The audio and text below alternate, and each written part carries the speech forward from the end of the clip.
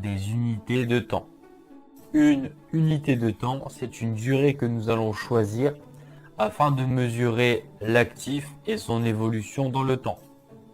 En trading, l'unité de temps va correspondre à la durée d'une bougie japonaise. De nombreuses unités de temps vous seront mises à disposition pour analyser les graphiques boursiers.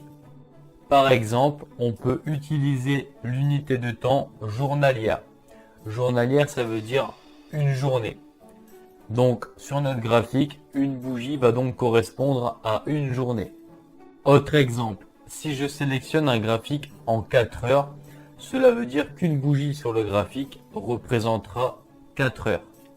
Maintenant, voici le graphique de l'euro-dollar avec une unité de temps plus petite. Le changement d'une unité de temps permettra d'avoir une autre vision sur votre analyse. En fait, tout dépendra de votre approche. Si votre approche est le scalping, vous favoriserez les time frames les plus courts, comme 1 minute, 3 minutes ou encore 5 minutes. Pour rappel, le scalping consiste à faire des transactions ultra rapidement sur les marchés financiers. Nous, en tant que swing trader, les unités de temps qui vont nous correspondre sera hebdomadaire, journalier et 4 heures. Et quand la volatilité du marché sera plus forte, il nous arrivera aussi de nous positionner sur le graphique 1 heure. Il faut aussi prendre en compte que chaque unité de temps a sa propre tendance. Exemple, il se peut que le graphique journalier soit haussier. Et sur le même actif, mais dans une unité de temps plus petite, le graphique soit baissier. Je rappelle aussi que chaque unité de temps aura son cycle, c'est-à-dire accumulation, impulsion et distribution. Exemple, comme vous pouvez le voir sur un graphique journalier, nous verrons clairement les différentes phases. Et quand je vais réduire l'unité de temps, c'est-à-dire de passer de journalier à un graphique en 1 heure, nous retrouverons aussi ces 3 phases, l'accumulation, l'impulsion et la distribution, mais ce cycle sera beaucoup plus petit. 2 points essentiels à retenir. Chaque unité de temps aura son propre cycle et chaque unité de temps aura aussi sa propre tendance.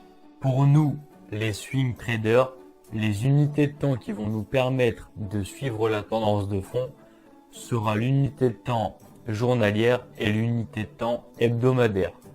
Si ces 2 unités de temps nous montrent que le marché est baissier, nous chercherons un point à la vente. Et inversement, si ces 2 unités sont haussières, nous allons chercher un point à l'achat. L'unité de temps 4 heures nous servira de confirmation. C'est-à-dire, pour prendre position, nous basculerons en 4 heures. Dès que la bougie japonaise aura clôturé en 4 heures, ce sera le bon signal pour partir à la vente ou à l'achat. Et bien sûr, si nos 3 unités de temps vont dans la même direction, c'est-à-dire que si le graphique 4 heures, le graphique journalier et le graphique hebdomadaire sont baissiers, nous chercherons une vente et inversement pour un achat. Plus vous aurez des unités de temps dans le même sens et plus la probabilité que votre trade réussisse sera augmentée. Pour rappel, je vous interdis de lancer un trade à contre-tendance. C'est-à-dire que si toutes mes unités de temps sont baissières, je ne vais pas chercher un achat. Ceci est complètement un comportement de débutant. Parce que je vous vois venir. Vous allez me dire, le marché s'est écroulé, il faut acheter maintenant.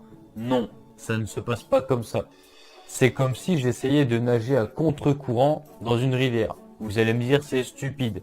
Mais certains traders pratiquent cette approche. Par contre, si vous nagez dans le sens du courant, la probabilité d'atteindre votre objectif sera multipliée.